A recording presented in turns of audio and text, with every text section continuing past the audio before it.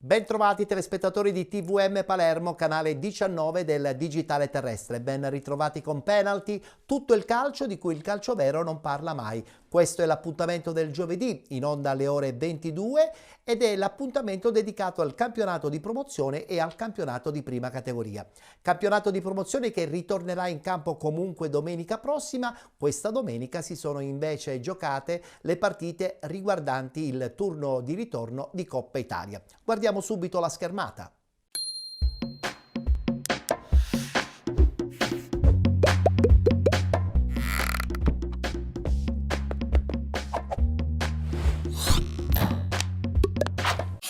Questi risultati: Rosmarino batte Valle del Mela 1-0, Mister Bianco Calcio batte Priolo Gargallo 5-1, Città di San Vito Lo Capo batte Parmonval 3-2, Promende Calcio Città di Galati 0-0, Città di Avola 2020 batte Vittoria 1-0, Città di Aci Sant'Antonio batte RSC Riposto 2-0 ed infine San Giorgio Piana batte Casteltermini 1-0.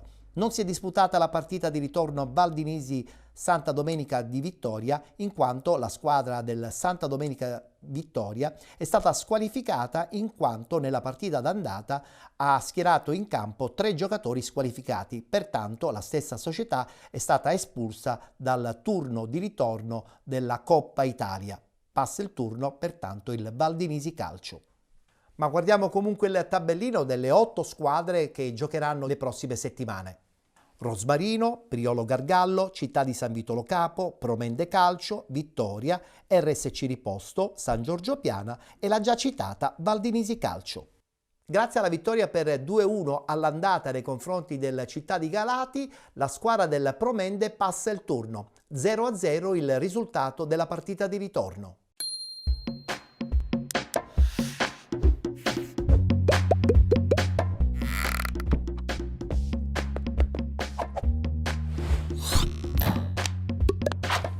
Il leggero vantaggio acquisito nei primi 90 minuti al Ducezio ha fatto la differenza per i ragazzi di Bitto, che hanno provato insieme agli ospiti a schiodare lo 0-0 di partenza, ma senza riuscirci nell'intero arco della gara. La gara ha avuto inizio, con De Gregorio che sembra avere il piede caldo. Minuto 5, duetta con un compagno, ma Grimaldi risponde presente. Locali che continuano a pigiare con Impalà, sfera ancora una volta respinta e successivamente controvato, ma la sua palla inattiva si perde alta sulla traversa. Uomini di Vicario che provano ad affacciarsi nella metà campo avversaria con Protopapa, la cui conclusione viene deviata in corner. Difesa di casa che invece respinge la minaccia di Vicario al 26esimo su assistenza di Serio, con Michalizzi che sventa l'offensiva ospite. La gara è intensa con entrambe le compagini vogliose di aprire il match. Al minuto 35 Impalà dalla sinistra si accentra, ma l'estremo galatese si rifugia in corner. Rete degli ospiti che non viene bucata nemmeno 5 minuti più tardi, quando Chiofalo di testa non centra il bersaglio. Finale di prima frazione con proteste degli ospiti per un presunto fallo ai danni di Protopapa, di diverso avviso il direttore di gara. E ultima occasione ancora con Protopapa, che per poco non sorprende Benfatta alla sua sinistra colpendo il palo esterno. Come nella prima frazione, la ripresa si apre sotto il segno di De Gregorio, che sciupa incredibilmente il vantaggio al 47esimo. Pallonetto mal dosato e occasione che sfuma. Al 52esimo Protopapa tenta la via della rete su palla inattiva, ma la sfera si perde fuori dallo specchio. Specchio che non viene centrato nemmeno da De Gregorio al 67esimo. Grimaldi disinnesca la conclusione del 9 di casa. La svolta della gara si potrebbe materializzare al minuto 69, quando la Promende rimane in inferiorità numerica per il rosso diretto a Genovese, autore di un fallo ai danni di Parafioriti. Infatti 3 minuti più tardi il neoentrato Ravi va ad un passo della rete con un vero e proprio rigore in movimento, ma l'attento Benfatta neutralizza il tiro. Le squadre si allungano e fioccano le occasioni. Minuto 79 e De Gregorio, dopo un'azione insistita, strozza la conclusione. Capovolgimento di fronte e Fazio impegna la retroguardia, costretta a rifugiarsi in corner. Dal successivo Matteo Serio in proiezione offensiva, di testa non riesce a centrare il bersaglio. La Promende prova in contropiede a chiudere definitivamente il discorso qualificazione, ma il tiro di Maisano al minuto 82 si perde fuori dallo specchio galatese. Minuto 88 e le due squadre tornano in parità numerica quando Matteo Serio viene allontanato dal direttore di gara. Il finale è di marca locale con De Gregorio che da ottima posizione trova ancora una volta solo la possibilità di un tiro dalla bandierina. Stesso esito al 93esimo quando la sua conclusione si perde alta sulla trasversale. Dopo il triplice fischio, lo 0-0 certifica il passaggio del turno per i ragazzi di Bitto, bravi a mantenere il vantaggio della gara di andata, 1-2 al Ducezio. Adesso ci si rituffa all'interno del campionato con la Promende che riceverà allo Scirea l'Atletico Messina, altra trasferta in terra palermitana per il Città di Galati contro il Lascari Cefalù, nella seconda domenica novembrina post San Martino. Passa il turno il Vittoria, che vince fuori casa all'andata 2-1 contro il Città di Avola, ma perde in casa 1-0.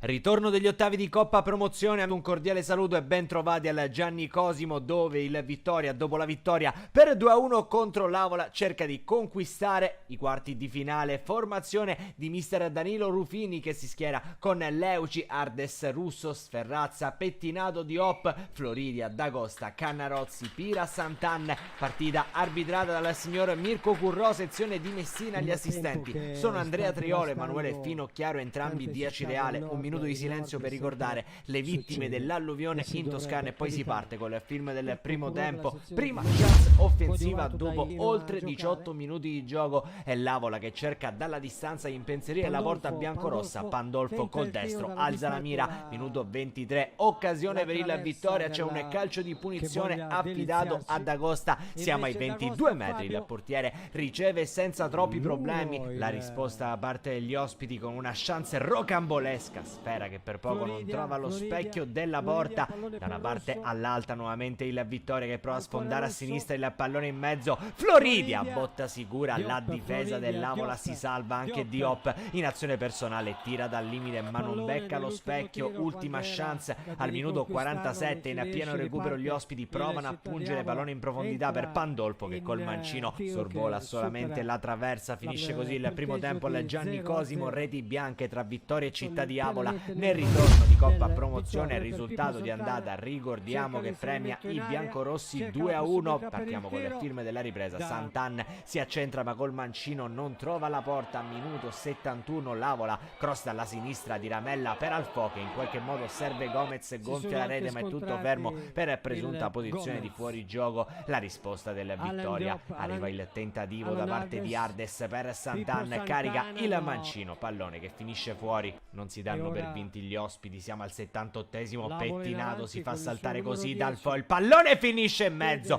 dove Pandolfo come un rapace gonfia la rete. 0-1, adesso sì che ci crede il Città di Avola, basterebbe un'altra rete per eliminare il Vittoria che nel frattempo fa entrare Leggio al posto di Santan. Biancorossi che sfiorano anche con il neo entrato Leggio il gol del pareggio all'84esimo. Al 90esimo l'Avola rimane in 10 uomini, Ramella gamba tesa proprio sul Leggio, si guadagna il rosso diretto. Questa è la scelta del fischietto messinese quando al 95esimo sugli sviluppi di calcio di punizione trova il gol, o almeno troverebbe il gol qualificazione Caldarella per il Città di Avola. Tutto annullato per fuorigioco. Il Vittoria tiene così la qualificazione e perde 1-0, ma è tra le migliori 8 di Sicilia. E come sempre alla prossima. Sfiora un clamoroso passaggio del turno il Città di Aci Sant'Antonio che vince 2-0 in casa dell'RSC Riposto. Però questo è un risultato non sufficiente perché all'andata l'RSC Riposto si era imposto 3-1 proprio in casa dell'Aci Sant'Antonio.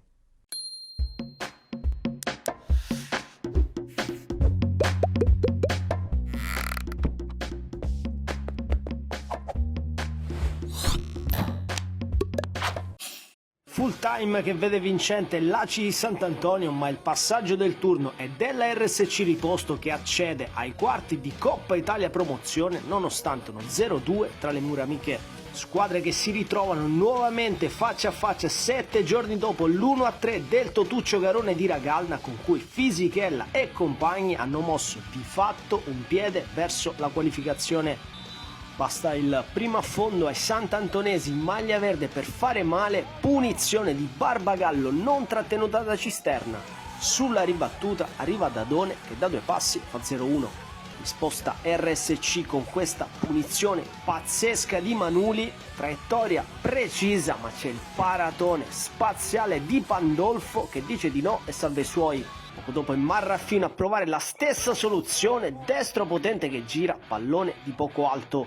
Metà tempo azione in solitaria sulla sinistra, cross teso al centro, pallone respinto, in mischia, Marraffino fa 0-2, ma per il primo assistente di offside si resta così.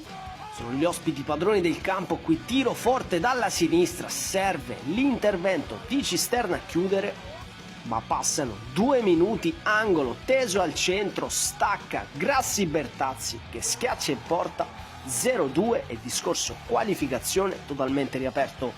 Prova a dare una scossa la RSC nel finale con questa azione di contropiede, scappa Borzì in profondità, poi sinistro l'arco da buona posizione e prima frazione che termina così.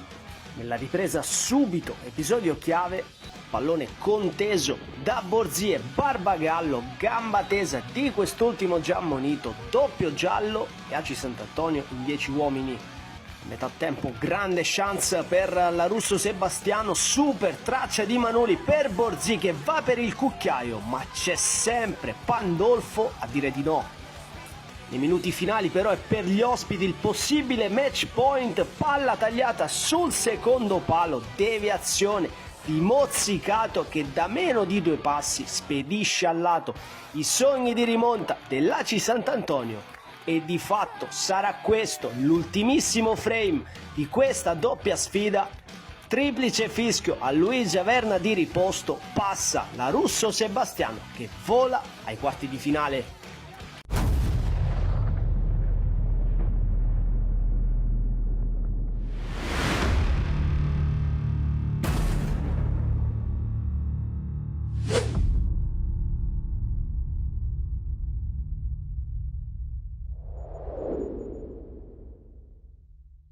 Per il campionato di promozione chiaramente si ritorna in campo domenica prossima, adesso voltiamo pagina, subito il rullo con i risultati, le classifiche e le immagini dei 6 gironi del campionato di prima categoria.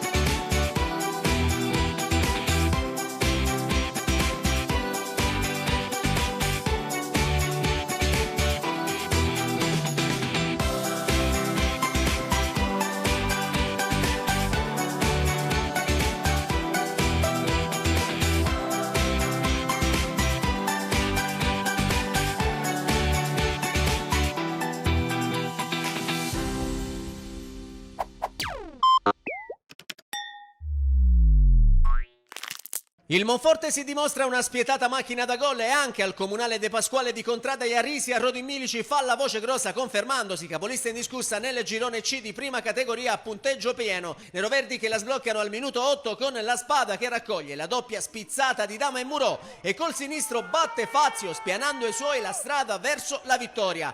Passano 2 minuti e gli ospiti raddoppiano con Raffa che dal limite fa secco Fazio col sinistro firmando così la sua prima rete in campionato. Al 17esimo il Monforte cala anche il tris, ancora con la Spada che raccoglie il suggerimento di Murò e dal limite dell'area batte l'estremo rosso-blu col destro per la sua doppietta personale che gli vale come terzo centro in campionato. Il Rodin Milici tenta comunque la reazione e dopo le conclusioni di Puglisi al 38esimo che si perde alta sulla traversa e quella di Calarco subito dopo disinnescate dall'attento Celona, i locali accorciano le distanze sul finire di frazione grazie a Nanni Aliberti che da centro area mette alle spalle di Celona facendo perdere l'imbattibilità esterna dei neroverdi che non avevano ancora subito gol fuori casa. Nella ripresa ancora Rodin Milici in avanti e che ci prova al 59esimo con Isgro il cui tiro è comunque bloccato centralmente da Celona. Poi il Monforte torna a spingere e al 75esimo cala il poker con Marchese che raccoglie il perfetto lancio di Gentilesca e col destro incrocia sul palo più lontano dove Fazio non può intervenire.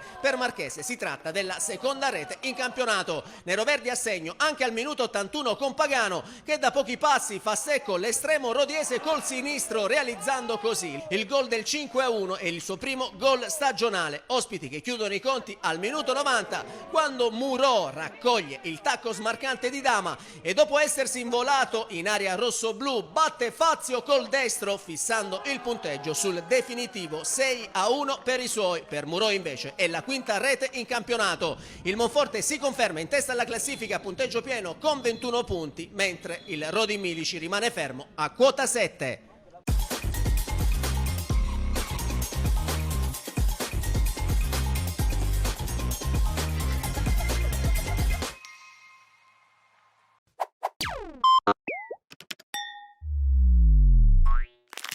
Una sfida che per i biancoverdi non si mette bene quando dopo 2 minuti il signor Puglisi concede loro il calcio di rigore per il fallo di Russo sul libro con lo stesso numero 7 che dagli 11 metri però spara alto sulle traversa. Così per una legge del calcio non scritta, gol sbagliato, gol subito, all'11esimo a passare è il Torregrotta quando Isgro aggancia l'invito di Abate e dopo aver scartato Taranto in uscita mette in rete il vantaggio per i suoi e che gli vale come primo sigillo in campionato. Spinge la squadra di Ciccio Corso che prima dell'intervallo si rende minacciosa ancora con Isgro che dalla bandierina costringe Taranto a rifugiarsi in angolo. Nella ripresa dopo un rigore invocato dai rossoblu per un presunto fallo di mano di Mazzeo, il Torregrotta sciupa il raddoppio al minuto 2 con Rotella che da pochi passi calcia incredibilmente sul fondo. Poi dopo un rigore invocato dalla Villafranca al 53esimo per un presunto tocco di mano in aria da parte di Gazzara, i locali firmano il 2-0 al 61esimo con Rotella che riprende l'ottimo lavoro di Isgro e dopo un'incertezza difensiva dei biancoverdi mette in rete il raddoppio per il Torregrotta e il suo quarto centro del campionato. Ma il Villafranca che sembrava al tappeto si rialza improvvisamente e in 11 minuti compie la remontata che inizia al minuto 67 con Cordima che dal limite batte Trimarchi grazie anche all'aiuto del palo per il gol dell'1-2 che gli vale come primo sigillo in maglia biancoverde. Poi al 71esimo il pareggio lo firma il neoentrato La Vecchia che col piattone infila l'angolo alla sinistra di Trimarchi per il 2-2, mentre per il 20 ospite si tratta della seconda rete in campionato. Ed infine al minuto 78 è Libro a firmare il sorpasso quando direttamente sul calcio piazzato supera Trimarchi facendo così Torregrotta 2, Città di Villafranca 3 e per Libro si tratta invece della quarta rete in campionato. In un finale convulso vengono allontanati dalla panchina anche Corso e Arizzi del Torregrotta, quindi Villafranca che tenta di chiudere del tutto la sfida, ma prima Di Vincenzo al minuto 82 non riesce a centrare lo specchio della porca con Trimarchi fuori dai pali. Lo stesso 9 biancoverde subito dopo col mancino calcia di poco al lato e al 91esimo il destro dal limite di Visconti sorvola di poco la traversa. Per il Città di Villafranca è la quarta vittoria di fila, la sesta complessiva del campionato. Biancoverdi che salgono in classifica a quota 19 punti e almeno per una notte, in attesa che giochi il Monforte, si godono il primato solitario in testa alla classifica nel girone C di prima categoria.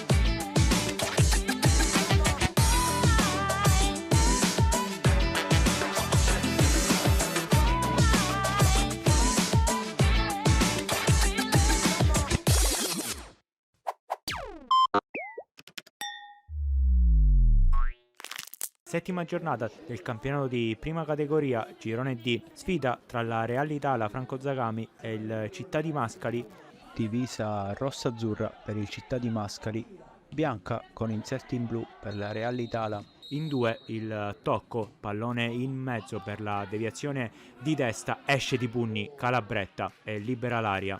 Ancora Città di Mascali con la punizione in due sul pallone, va direttamente per i pali e coglie una grandissima traversa il capitano della formazione Etnea. Risposta della Real Italia con Bonamonte, finta il lancio lungo, poi lo prova in un secondo momento, peccato Chistan D'Angelo che prova di prima intenzione, palla di pochissimo fuori, punizione sul pallone, c'è Nino Davilla, va a giro, presa la barriera, ancora Davilla, va forte col destro, Calabretta si distende e blocca la sfera. Ancora da punizione, stavolta ci va il destro di Bonamonte sopra la barriera. Si deve allungare Calabretta stavolta per dire di no.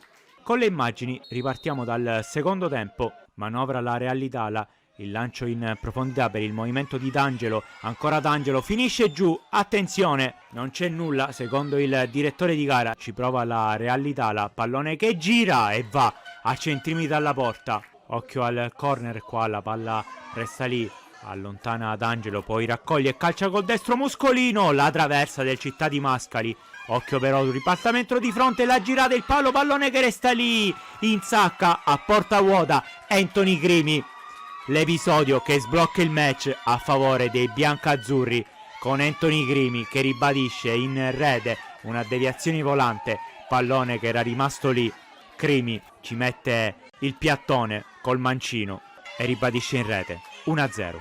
Ancora Real Italia che non si arrende, Tavilla, pallone che resta lì, D'Angelo ha provato col tap-in, non è riuscito a trovare il gol del 2-0. Occhio alla punizione del Città di Mascali che va vicino alla rete del pareggio. Palla ancora per Costa che va in mezzo dove c'è la spizzata da parte di Romeo che tocca, o forse no, compagni che vanno ad abbracciare Costa. L'importante per la Realità la Franco Zagami è che è arrivato il gol del raddoppio che mette in ghiaccio il match. Fischia 3 volte il direttore di gara.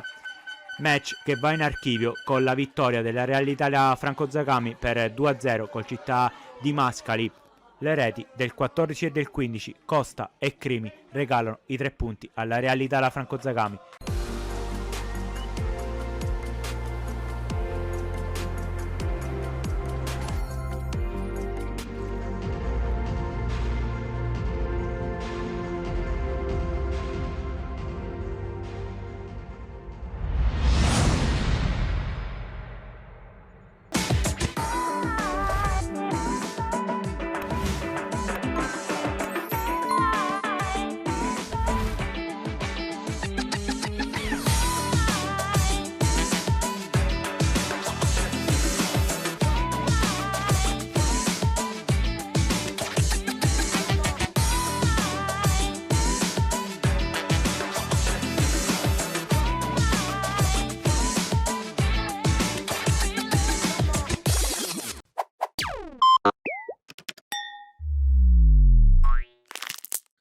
Sconfitta casalinga per l'FC Gravina che al Matteotti ha subito un 0-2 ad opera della Noto Calcio. L'avvicendamento effettuato dalla società grevinese in settimana fra mister Federico Ferlito, sostituito al momento come traghettatore dal mister della Juniores Cirino Massimino, non ha dato i frutti sperati e la squadra biancoverde, dopo un primo tempo giocato sicuramente alla pari con la squadra di Noto, nella ripresa ha subito 2 reti che hanno permesso agli avversari della Noto Calcio di portare a casa i 3 punti.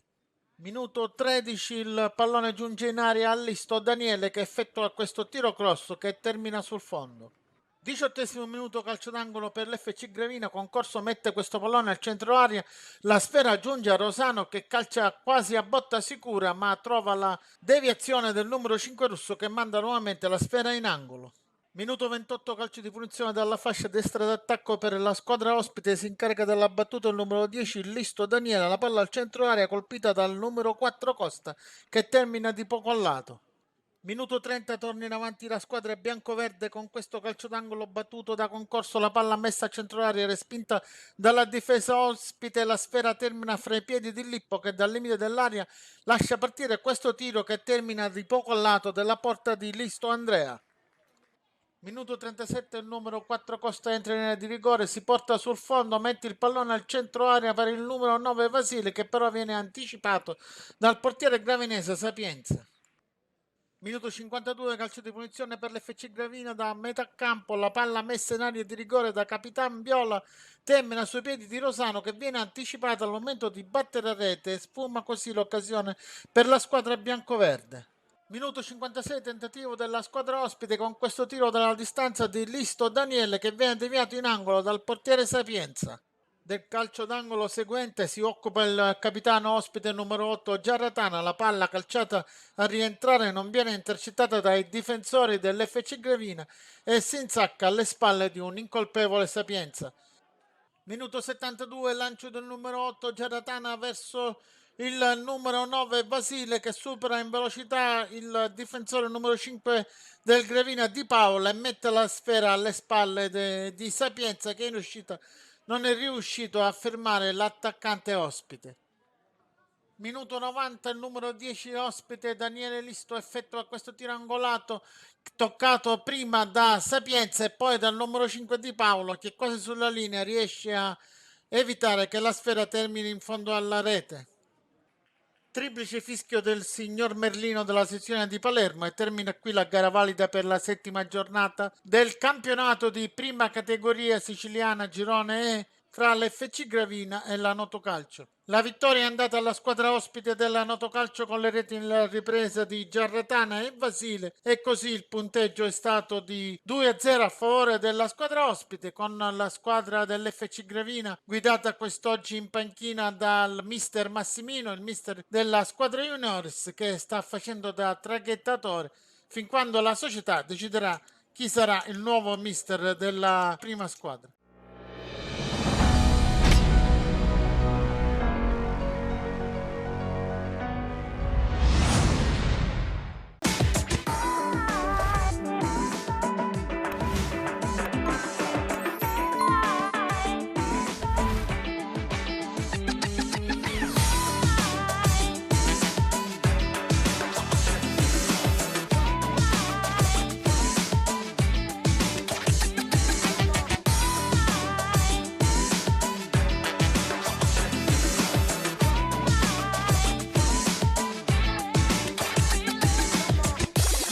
Con le immagini del turno domenicale del campionato di prima categoria abbiamo concluso la puntata odierna di Penalty, in onda sul canale 19 di TVM Palermo ogni giovedì a partire dalle ore 22. Potete seguire la nostra trasmissione anche attraverso il canale 15 del digitale terrestre di 7 Gold, grazie anche alla tecnologia HBB TV.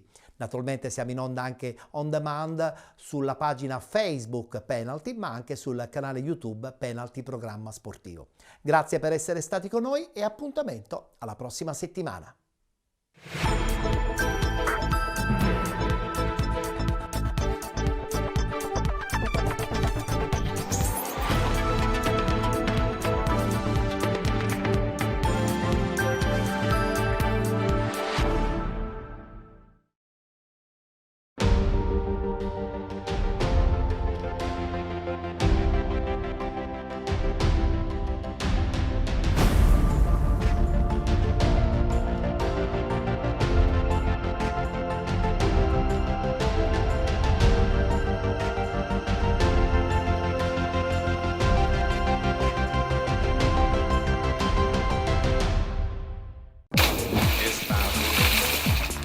Calda come i baci che ho perduto, sei piena di un amore che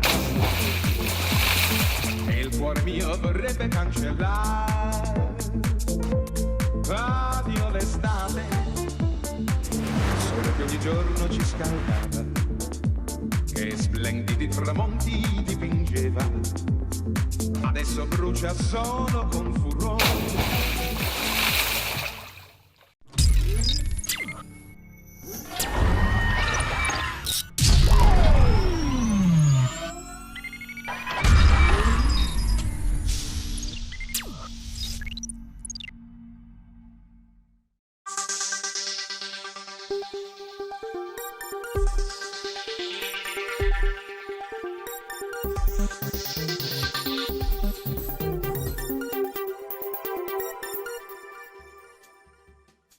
Imprenditore carismatico, travolgente e soprattutto amante del calcio. Già presidente del Torino, ma oggi presidente della Nissa FC.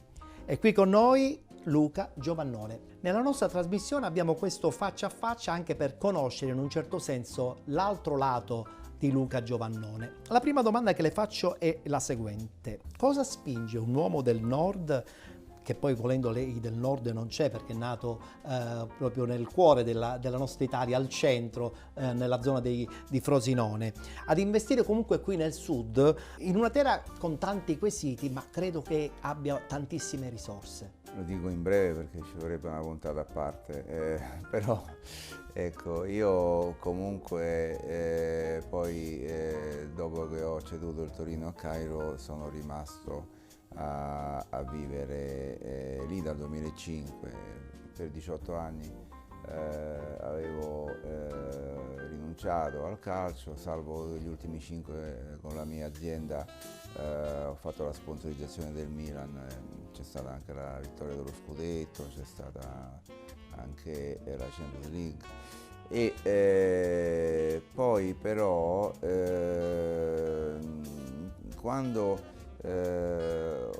c'è stato il fallimento del Catania e il comune ha emesso il bando, ho pensato ma Catania è una bella piazza e l'idea l'ha stuzzicato, mi vado insomma a candidare. Perso il Catania perché giustamente è stata data a Pelligra, miliardario australiano, e Forza Catania. Mi hanno contattato da tutta Italia, devo dire, per propormi squadre dalla Serie A alla seconda categoria. Immagino. E tantissime dalla Sicilia. Vincenzo Cancellieri, direttore generale della Nissa, mi ha invitato fortemente a visitare la città, è piaciuta a me, è piaciuta a mia moglie Ioana, e ho visto lo stadio. Quando ho visto lo stadio, che è uno dei migliori la potenzialità della Sicilia, ho capito che non era la piazza di Torino, non era la piazza di Milano, non era la piazza di Catania, però lì potevo realizzare un progetto che comunque una città come Caltanissetta, del centro Sicilia di 70.000 abitanti, un progetto di calcio sano dove si può comunque arrivare lontano. Presidente, cosa le piace di più dei siciliani? Allora, io scherzando, Torino la chiamo la fredda Torino, ma la fredda sia come clima e anche come atteggiamento delle persone.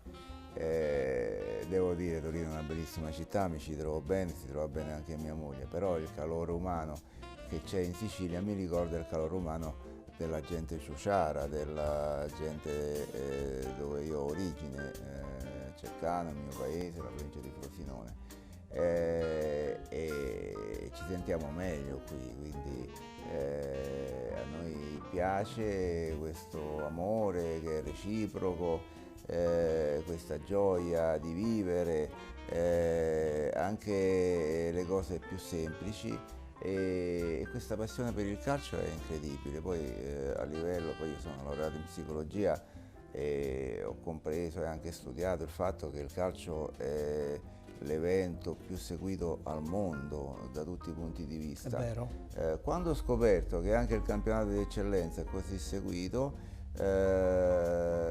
ho capito che non era un essere sminuito a fare l'eccellenza, anche se dall'eccellenza ho sentito anche i cori dei nostri tifosi della curva, l'eccellenza non ci appartiene, Caltanissetta sappiamo benissimo, è una città che merita molto. Quindi ci vuole poco ormai completamente per innamorarsi di questa bella terra, ci vuole pochissimo ormai. Ma questa bella terra non ha nulla da invidiare. Con mia moglie abbiamo girato il mondo, anche i Caraibi, anche la stessa Sardegna. Noi abbiamo uffici in tutta Italia, anche in Sardegna abbiamo l'ufficio.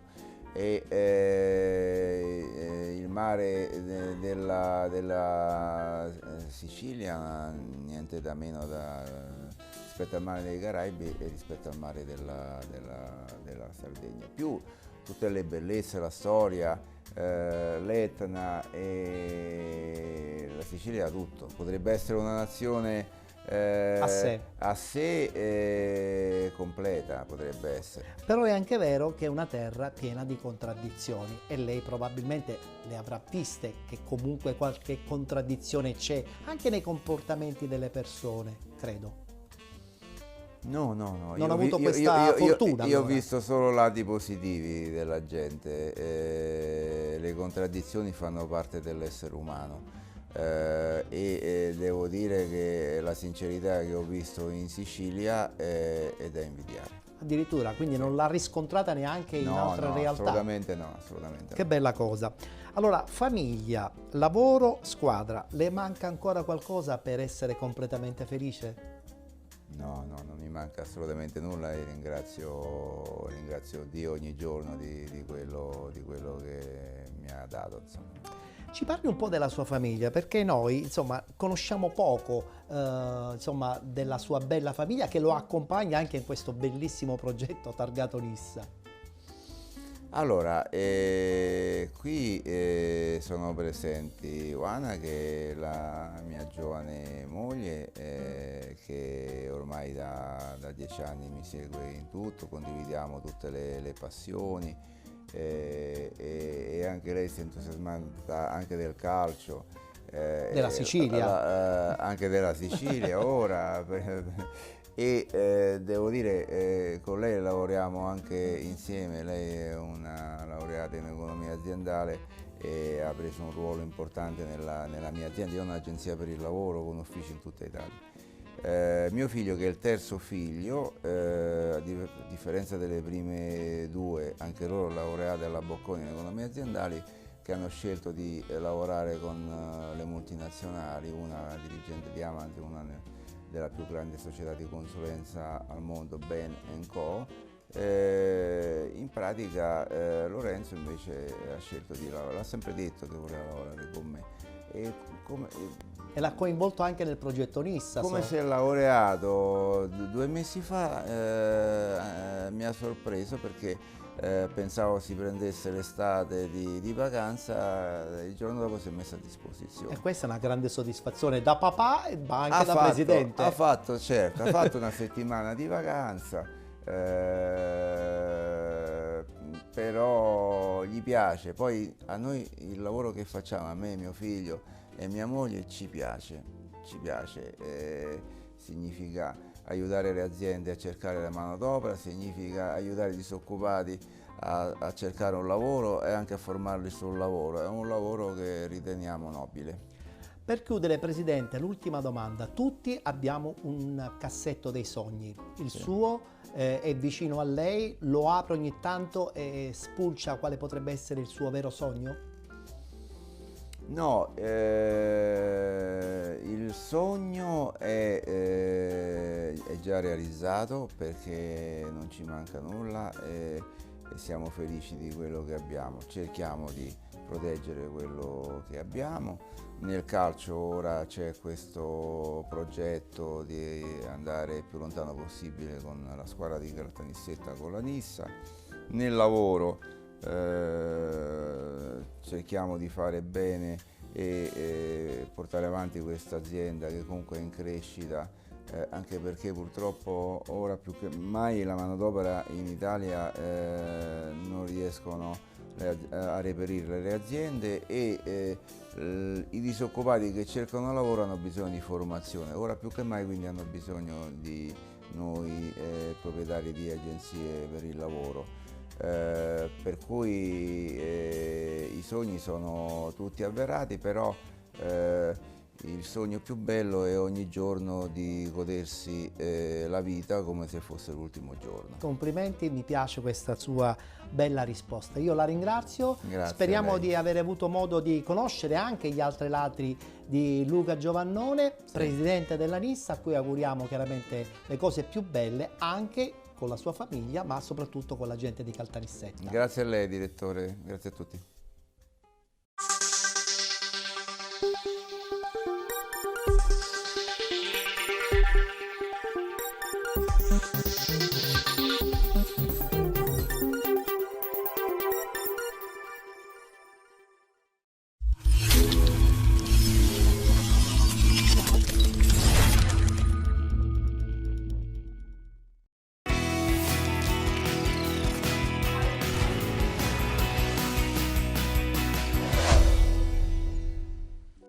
A Tiro Scuderi un premio sicuramente di prestigio, questo dedicato a Pietro Anastasi, che Ettore Tortorici propone in questa meravigliosa location di Petara. Il significato di questo premio per te, che di giornalismo sportivo tratti quotidianamente?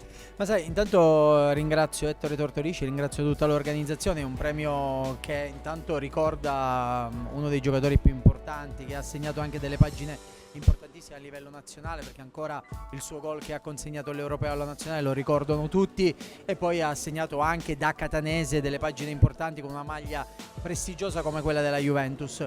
È bello essere qui, quindi grazie a Ettore Tortorici, è anche un onore stare qui con tantissimi colleghi per un premio che cresce anno dopo anno e secondo me assumerà la valenza sempre molto più importante. È un momento anche di confronto, di dibattito, perché oggi lo sport e il giornalismo devono essere un connubio indissolubile. Il giornalista non deve mai indossare una maglia, soprattutto per chi fa calcio, per chi fa sport, deve cercare sempre di raccontare, ma soprattutto di indagare. Io credo sempre nel calcio, in questo caso, che chiedersi il perché di come va una partita vada oltre al mero racconto del gol, del calcio d'angolo, dell'azione, e questo è importante. Il giornalista deve fare questo, deve essere un cane da guardia, anche perché oggi ormai il calcio a 360 gradi è un'azienda, i costi sono altissimi e quindi anche questo porta un panegirico di argomenti che vanno tutelati ma vanno anche analizzati.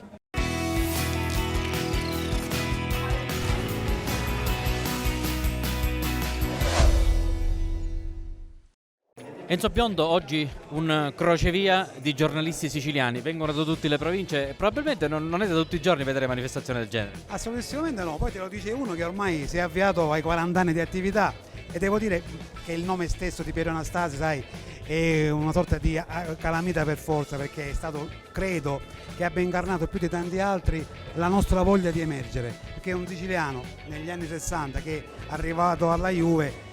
Io ricordo tante cose di Pietro, ma una cosa non la dimenticherò mai. Juventus-Lazio, a metà anni 70, lui in panchina, entra all'84esimo sul punteggio di 1-0, la partita finisce 4-0, tripletta di Pietro Anastasi.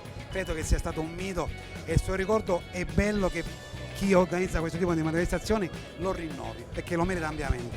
Ci sarà un giorno un nuovo Pietro Anastasi, secondo te? La vedo complicata per tanti motivi, perché come purtroppo ben sappiamo i settori giovanili sono penalizzati anche dalle nostre squadre. Io parlo per la mia esperienza, ma non soltanto della provincia di Trapani, ma anche di Palermo, eccetera. È difficile, però mai dire mai. Trapani c'è entusiasmo? Sì, devo dirti che c'è un doppio entusiasmo, perché l'avvento del presidente Valerio Antonini è sembrato tipo, sai, come colui che ha accompagnato dalla Stella Cometa, perché in effetti lo sport trapanese era molto in difficoltà. Valerio Antonini, al di là dei risultati che sta ottenendo, ha riacceso la speranza, e per una città che non ha altro a cui aggrapparsi, lo sport è l'elemento essenziale.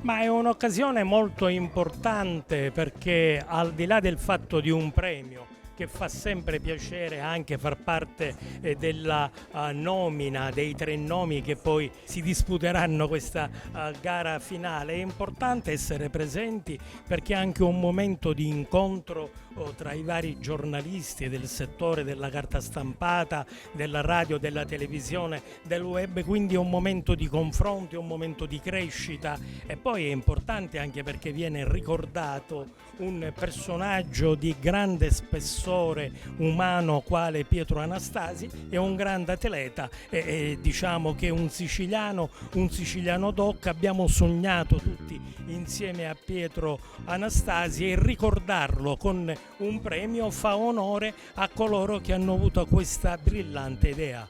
Eventi del genere consentono di avvicinare sempre più il mondo dello sport, anche quello locale, anche quello che ci sta più vicino alla carta stampata, al giornalismo in generale, che sia web, radio e tv.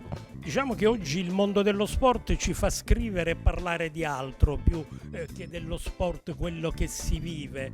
Sappiamo tutti quello che sta succedendo in queste ultime settimane, però è importante perché il compito poi è nostro, di coloro che scriviamo, che raccontiamo gli eventi, che non si limitano solo ad eventi legati al calcio, ma a tutto lo sport, perché lo sport è vita, lo sport nobilita, lo sport tende anche ad allontanare tanti giovani da quello che potrebbe essere il peccato, ecco, non commettere degli atti illegali, e lo sport fa questo perché oltre ad essere una palestra è anche un'agenzia educativa e il compito spetta a coloro che hanno questo speciale risvolto umano, sociale, politico o culturale proprio di far crescere nuovi giovani.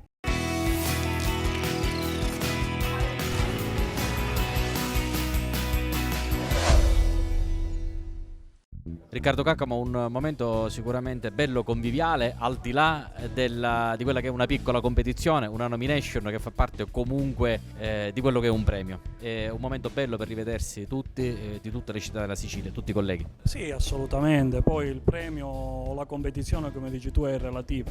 Il piacere di stare insieme un pomeriggio, ritrovarsi insieme a tanti amici, ancora prima che colleghi, e poi diciamo che vinca il migliore.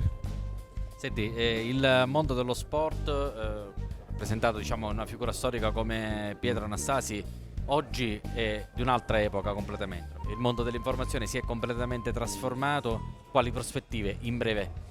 Ci sarebbe da aprire un capitolo sterminato, ma in breve secondo te quali sono le prospettive del nostro giornalismo sportivo? Il nostro giornalismo sportivo è, come dicevi tu, in continua evoluzione, perché è un continuo rincorrere, soprattutto adesso che ci sono i social, che la notizia, prima quando c'era solo la carta stampata avevi le cosiddette 24 ore prima che andasse diciamo in stampa. Oggi è un continuo rincorrere e a mio avviso c'è troppa esasperazione, soprattutto nel mondo del calcio. Io sono un giornalista che si occupa diciamo di sport a 360 gradi, anche perché vengo da una piccola provincia come Enna, quindi dove c'è necessità di seguire, un cronista segue più cose, e nel calcio c'è troppa ancora secondo me esasperazione, quindi il nostro dovere sarebbe quello invece di mettere un po' di freno e cercare di non andare appresso a questa velocità, ma invece di mettere un po' di tranquillità nel mondo, in questo contesto.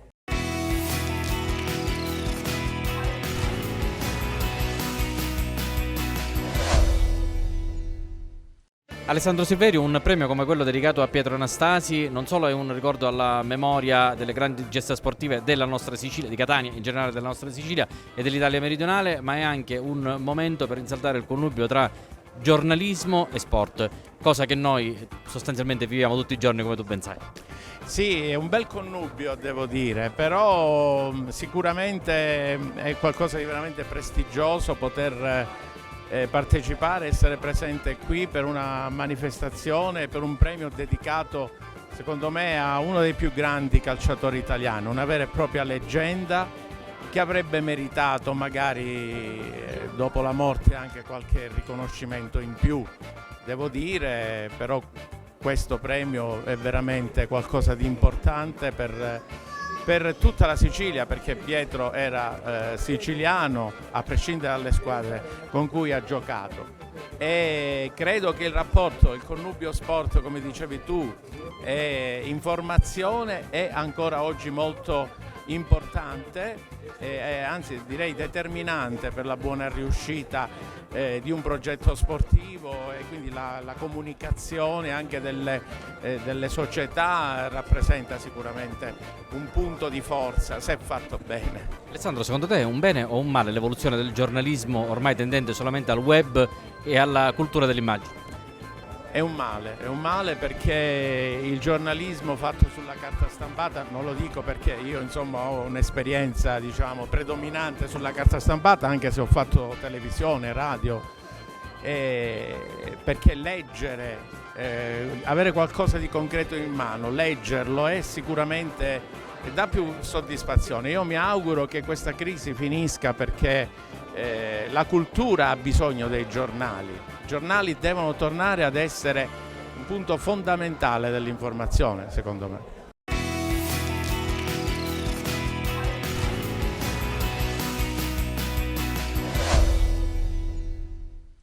Si rappresenta oggi la Sicilia giornalistica di chi fa sport e non solo. È un grande piacere partecipare a questo premio, anche se in nomination, però è veramente bello incontrare tra l'altro tantissimi colleghi. Venendo qua però ti racconto un attimino che è stata veramente un'impresa. Ti parlo da giornalista, questa situazione che è il collegamento tra Palermo e Catania è veramente una cosa allucinante, 3 ore per arrivare da Palermo a Catania. Per il resto dico è stato veramente un grande piacere, tra l'altro andiamo ad onorare un grande campione, anche se catanese, però nel cuore anche di tutti i siciliani. Campione che ha rappresentato la Sicilia, al di là delle bandiere, Palermo-Catania poco importa, ha scritto la storia di pagine importanti della storia mondiale. Eh sì, un grandissimo giocatore che ha fatto le fortune della Juventus, della nazionale, anche della città di Catania, come hai detto tu, è un patrimonio comunque regionale della Sicilia, qua il campanilismo passa in secondo piano.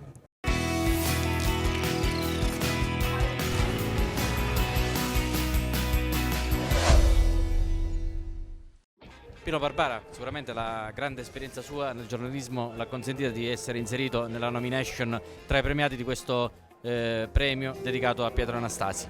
È un qualcosa che si aspettava in questi anni diciamo, di carriera che ha fatto? No, assolutamente no. Comunque ne è valsa la pena fare tutti questi chilometri per venire qui a pedare. È un motivo per me di orgoglio e di soddisfazione essere stato inserito nella nomination dei giornalisti, dei 9 giornalisti che rappresentano le altrettante province siciliane, e soprattutto è un prestigio perché è dedicato, intitolato ad un grande campione qual è stato Pietro Anastasi. Indubbiamente l'essere stato designato ad essere insignito di questo premio da parte di Ettore Tortorici è legato al fatto che io è da oltre 40 anni che vivo nel mondo dello sport e del calcio, e questo quindi è valso a far sì che la mia persona venisse inserita in questo elenco di premiati. Ecco, lei dall'alto della sua esperienza ci parlava appunto di 40 anni insomma, di calcio, di sport, di cronache sportive. Ci potrà essere mai un giorno un Pietro Anastasi? Ma io credo di sì, ci sono diversi giocatori, chiamiamoli in erba, 22, 23, 24 anni, che potrebbero, uso il condizionale, emulare le gesta di Pietro Anastasi e diventare un campione come lo è stato l'ex bianconero.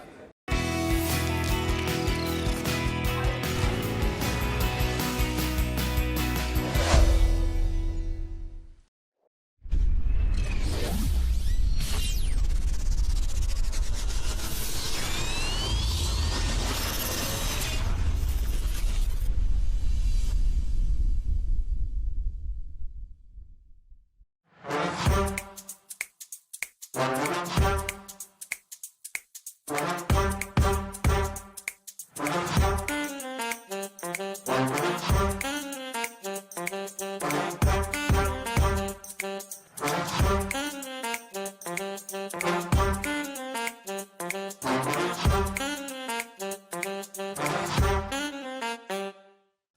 Sono qui per ricordarvi che vi aspetto sul canale 19 di TVM Palermo alle ore 22 ogni giovedì con Penalty, tutto il calcio di cui il calcio vero non parla mai. In questa puntata, come al solito, riflettori puntati sul campionato di promozione e sul campionato di prima categoria. Da non perdere.